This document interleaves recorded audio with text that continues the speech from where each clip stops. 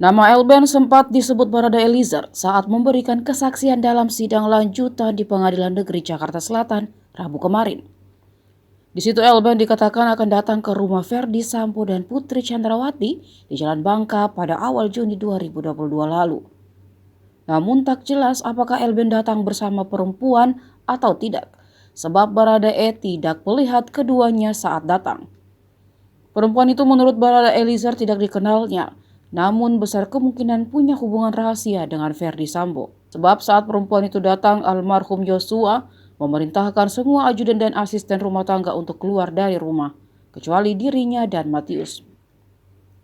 Sementara itu Ferdi Sambo, Putri Chandrawati, Elben, dan wanita itu berada di dalam rumah. Para ajudan dan asisten rumah tangga sampai harus keluar dari area pagar rumah.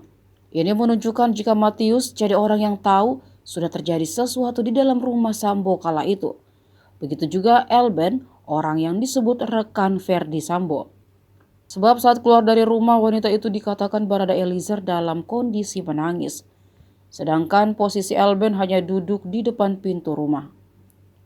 Pengakuan Eliezer membuat kuasa hukum keluarga Brigadir Yosua untuk menyelidiki lebih mendalam. Martin mempertanyakan keberadaan Elben di tempat tersebut saat itu. Martin pun memiliki dugaan liar terhadap pria yang kerap disapa Ko Elben ini. Ia bahkan menyebut istilah PANP yang katanya hanya diketahui anak gaul.